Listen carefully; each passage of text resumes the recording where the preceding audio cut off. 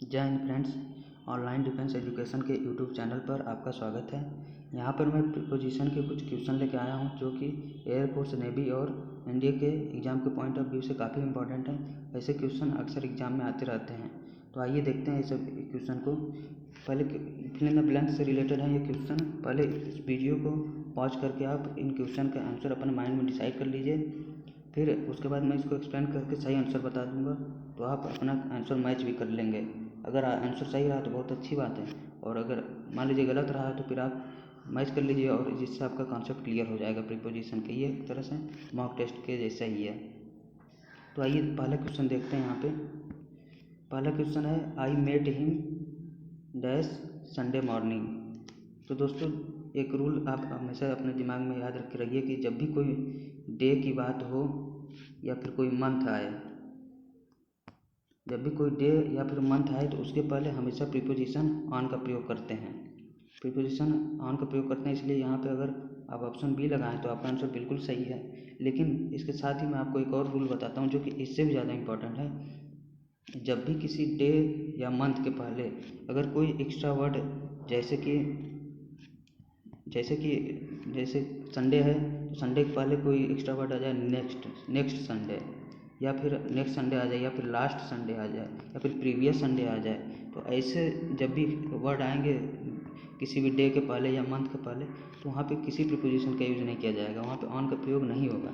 जैसे यही क्वेश्चन मान लीजिए ऐसे आ जाता, I met him dash next Sunday. यहाँ पे संडे के पहले नेक्स्ट दे देता और फिर पूछता कि इस डैश में क्या रहेगा। तो यहाँ पे कोई प्रीपोजिशन का प्रयोग नहीं करते, क्योंकि संडे के पहले नेक्स्ट आ चुका है। इस बात को आप हमेशा ध्यान रखे रहिए, ये बहुत इंपॉर्टेंट रूल है। उम्मीद है आपको ये समझ में आया होगा। आइए नेक्स्ट क्वेश्चन देखते हैं। We are going dash our roof. तो दोस्तों, पहले इसको आप वीडियो पॉज करके सॉल्व कर लीजिए। अब मैं इसका आंसर बताता हूँ। इसका आंसर अगर आप डी लगाए हैं ऑन टू, तो आपका आंसर बिल्कुल सही है। मैं आपको एक रूल बताता हूँ, इसको हमेशा आप याद रखे रहिए। जब भी नीचे से ऊपर जाने की बात हो तो हमेशा ऑन टू का प्रयोग करते हैं। यहाँ पे देखिए, we are going our roof, तो यहाँ हम अपने छत पे जा रहे हैं, यानी छत पे जा रहे हैं, यानी कि ऊपर जा रहे हैं, तो इसलिए ऑन टू का प्रयोग करेंगे। लेकिन अगर कोई वस्तु या कोई भी मान लीजिए हम छत से नीचे उतर रहे हैं या फिर कोई नीचे आ रहा है, तो उसके लिए हमेशा ऑन का प्रयोग करते हैं। यानी कि ऊपर जाने के लिए ऑन टू का प्रयोग और नीचे आने के लिए ऑन का प्रयोग करते हैं। इसको एक सरल तरीके से मैं आपको याद करा देता हूँ, एक ट्रिक समझ लीजिए या चाहे जो भी।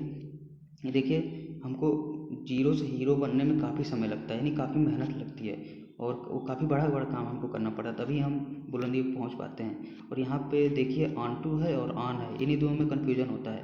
तो ऑन टू देखिए, हमको नीचे से ऊपर जाने में यानी बुलंदियों पर पहुँचने में बड़े बड़े काम करने पड़ते हैं, और यहाँ पे बड़ा वर्ड ऑन टू है, और ये जो ऑन है ये छोटा वर्ड है। अब मैं इसको आपको बताऊँ, जब भी कोई व्यक्ति ऊपर बुलंदी पर पहुँच जाए या कोई भी, तो उसका फिर नीचे आना बहुत छोटी सी बात पे वो नीचे आ सकता है, यानी छोटे से समय में बहुत आसानी से वो नीचे गिर सकता है। कोई भी बड़ी बात हुई अचानक से, वो नीचे गिर सकता है, उसकी रिप्यूटेशन पे बहुत बड़ा इफेक्ट पड़ सकता है।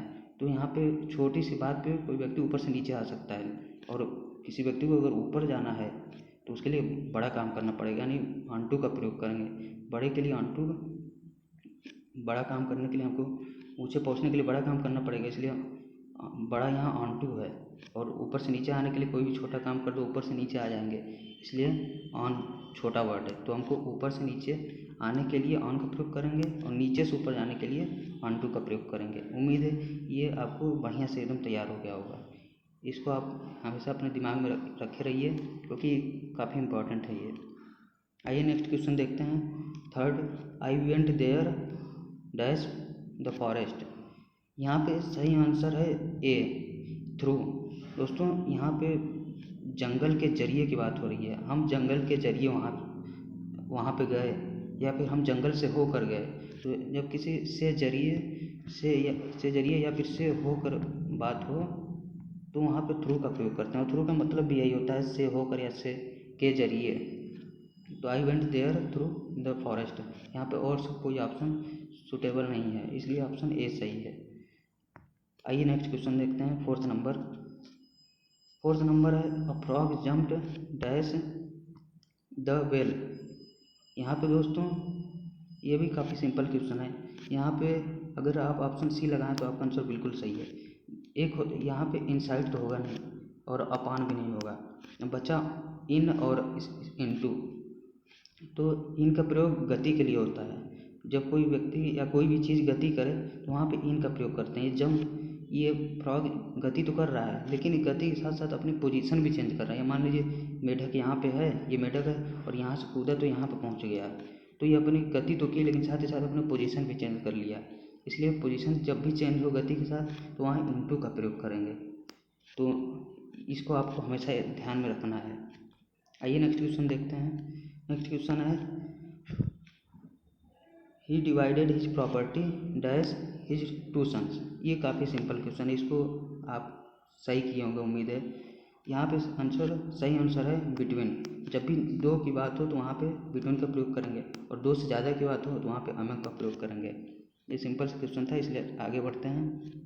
नेक्स्ट क्वेश्चन है Raj went to market dash buying something. यहाँ पे दोस्तों देखिए राज मार्केट जा रहा है कुछ खरीदने के लिए। जब के लिए की बात हो रही हो तो के लिए फॉर का प्रयोग करेंगे। यहाँ पे टू या विद या ऑफ का प्रयोग बिल्कुल गलत है, यहाँ पे कोई सेंस भी नहीं बन रहा है।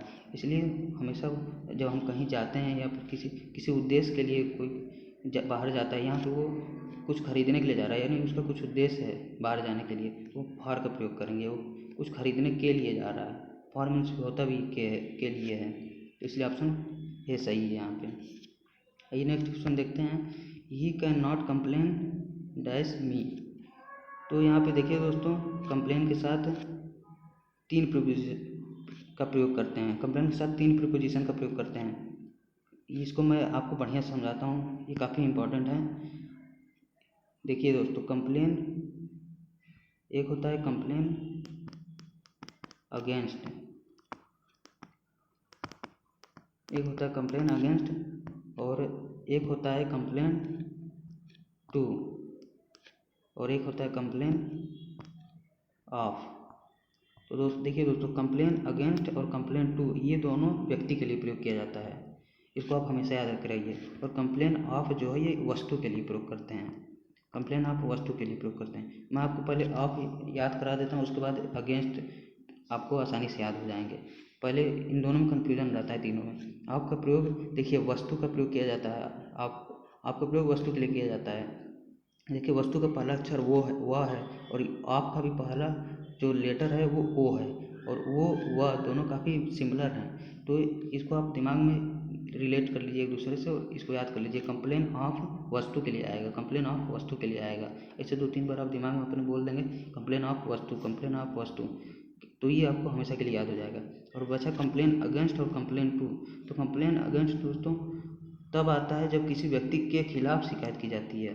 अब देखिए कंप्लेन अगेंस्ट का मतलब होता भी है खिलाफ। अब कोई आप मान लीजिए आपके पापा या आपके कोई पेरेंट्स आपकी कोचिंग या कॉलेज में गए तो आपके जो टीचर होंगे वो मान लीजिए आपके पापा से शिकायत कर दी, तो आप अपने फ्रेंड से बोलेंगे my teacher complain against me, यानी आपके टीचर ने आपके खिलाफ शिकायत की है। तो खिलाफ के लिए कंप्लेन अगेंस्ट का प्रयोग करते हैं। और वहीं अगर किसी से शिकायत करने की बात हो तो कंप्लेन टू का प्रयोग करते हैं।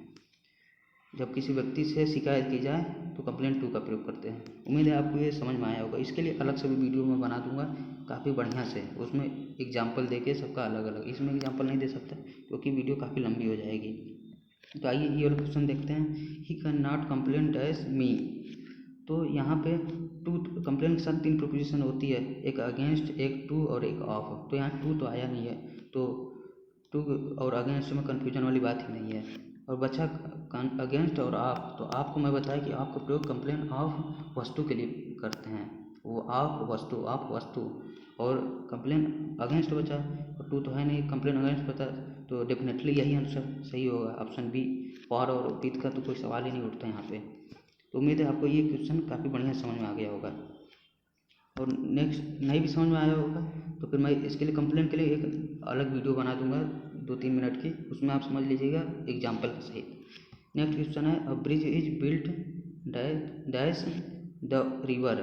देखिए दोस्तों यहाँ पे सही आंसर तो सी होगा।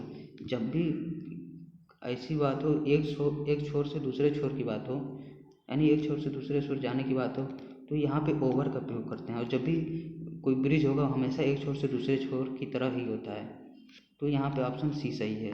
हमेशा ब्रिज के साथ ओवर का प्रयोग करते हैं, ये भी हमेशा ध्यान रखे रहिए अपने दिमाग में। नेक्स्ट क्वेश्चन देखते हैं, sweets will be distributed dash us. अगर ये क्वेश्चन आपने कर लिया तो फिर आपका प्रीपोजिशन में काफ़ी अच्छा पकड़ है।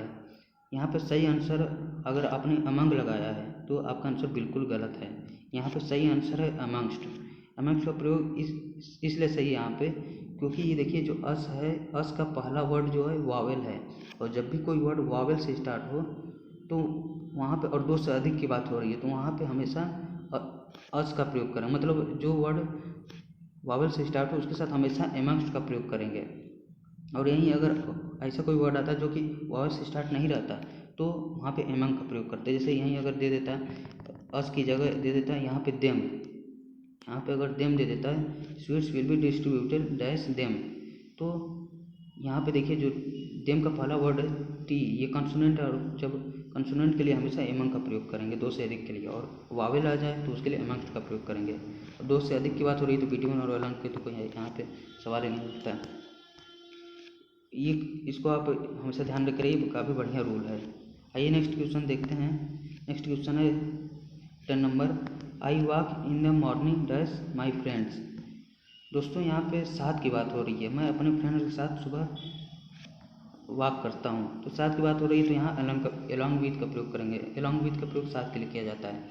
और बिसाइड मीन्स तो होता है, बिसाइड मीन्स होता है बगल, तो इसका आंसर यहाँ पे बिल्कुल गलत है। और इन भी यहाँ पे कोई सेंस नहीं बना रहा, और अलॉन्ग भी कोई नहीं सेंस बना रहा, तो यहाँ पे सही आंसर हो जाएगा अलॉन्ग विद, सही आंसर है। नेक्स्ट क्वेश्चन देखते हैं 11th number, don't stand dash me right now. यहाँ पे दोस्तों सही आंसर है, अगर आपने इसको पहले आप लगा लीजिए, और अगर आपने यहाँ पे सही आंसर ए लगाया है तो आपका आंसर बिल्कुल गलत आंसर है। यहाँ पे सही आंसर है बिफोर। बिफोर इसलिए सही आंसर है क्योंकि देखिए दोस्तों, स्टैंड जब किसी व्यक्ति के सामने खड़े होने की बात आए तो बिफोर का प्रयोग करते हैं, और वहीं अगर किसी वस्तु के सामने खड़े होने की बात आए तो इन फ्रंट का प्रयोग करेंगे, इन फ्रंट का प्रयोग करेंगे। अब इसको मैं देखिए आपको अच्छे से समझा देता हूँ। आप कहीं भी देखते होंगे किसी की गेट के किसी घर के गेट के सामने लिखा रहता है या कहीं भी बाहर लिखा रहता है कि don't stand in front of my get your bike, यानी कि आपकी बाइक जो है वो मेरे गेट के सामने नहीं खड़े करिए, तो वहाँ पे इन फ्रंट का प्रयोग किया जाता है। डोंट स्टैंड योर, यहाँ पे इन फ्रंट का प्रयोग किया जाता है। तो इन फ्रंट का प्रयोग वस्तु के लिए आएगा और बिफोर का प्रयोग व्यक्ति के लिए आएगा। जब किसी व्यक्ति के सामने की बात हो तो बिफोर का प्रयोग आएगा। यहाँ पे मैं आपको आसानी से एक रिलेट कर दे रहा हूँ ताकि अच्छे से याद हो जाए। बिफोर देखिए दोस्तों, आप डोंट, यहाँ पे है don't stand dash me right now, तो जो जिसको ये बोल रहा है वो कोई व्यक्ति ही होगा। मान लीजिए वो व्यक्ति लड़का है, और लड़का है तो लड़का को इंग्लिश में बॉय बोलते हैं, बॉय का पहला अक्षर बी है और बिफोर का भी पहला अक्षर बी है। तो इसका मतलब कि इसको आप रिलेट कर लीजिए कि जब भी कोई इंसान आएगा या फिर किसी व्यक्ति की बात होगी तो बिफोर का प्रयोग करेंगे सामने के लिए, और किसी वस्तु के लिए इन फ्रंट का प्रयोग करते हैं। तो यहाँ पे इसलिए ये है, यहाँ पे व्यक्ति की बात हो रही है, don't stand dash me right now, तो यहाँ पे व्यक्ति की बात हो रही है, तो इसलिए ऑप्शन डी सही हो जाएगा, बिफोर। ये सही होगा, जैसा don't stand before me right now, option D सही है। आइए नेक्स्ट क्वेश्चन देखते हैं। नेक्स्ट क्वेश्चन है, I was invited dash the birthday party on Sunday. दोस्तों ये फिक्स्ड प्रीपोजिशन है, इसको आपको याद ही करना पड़ेगा, इसका कोई तरीका नहीं है। इन्वाइट के साथ हमेशा टू का प्रयोग करते हैं, इसलिए ऑप्शन ए सही हो जाएगा यहाँ पे। नेक्स्ट क्वेश्चन देखते हैं 13 number, I have ordered dash some new chairs. ये भी दोस्तों फिक्स्ड प्रीपोजिशन है, और ऑर्डर के साथ हमेशा I have ordered to, order के साथ हमेशा ऑर्डर के साथ हमेशा फॉर का प्रयोग करते हैं, इसलिए यहाँ पे ऑप्शन सी सही हो जाएगा। इसको आप हमेशा याद रखिए, ऑर्डर फॉर, ऐसे आप अपने माइंड में 5-6 बार बोल लेंगे ऑर्डर फॉर, तो हमेशा आपको याद हो जाएगा। और एग्जाम में जब भी आप क्वेश्चन देखेंगे तो एक बार ऑप्शन पढ़ेंगे तो वो आपको तुरंत समझ में आ जाएगा कि हाँ ऑर्डर के साथ फॉर आएगा। आइए नेक्स्ट क्वेश्चन देखते हैं। He was ill dash a week. तो देखिए दोस्तों यहाँ अ वीक जो है पीरियड ऑफ टाइम है, और पीरियड ऑफ टाइम के लिए हमेशा फॉर का प्रयोग करते हैं, और पॉइंट ऑफ टाइम के लिए सिंस का प्रयोग करते हैं। तो यहाँ पे अगर पॉइंट ऑफ टाइम आया रहता तो सिंस का प्रयोग करते, लेकिन यहाँ पीरियड ऑफ टाइम आया है इसलिए फॉर का प्रयोग करेंगे। फ्रॉम और आप यहाँ पे कोई यूज नहीं है, इसको कोई मतलब ही नहीं है, इसलिए यहाँ पे फॉर का प्रयोग करते हैं। नेक्स्ट क्वेश्चन आइए देखते हैं। नेक्स्ट क्वेश्चन भी इसी से रिलेटेड है। He has been studying here dash 2012। देखिए दोस्तों ये यहाँ इसको तो आप कर ही लिए होंगे, आसान क्वेश्चन है। यहाँ पे पॉइंट ऑफ टाइम की बात हो रही है, पॉइंट ऑफ टाइम की जब भी बात होगी तो सिंस का प्रयोग करेंगे, तो यहाँ पे सिंस आंसर सही हो जाएगा, ऑप्शन सी।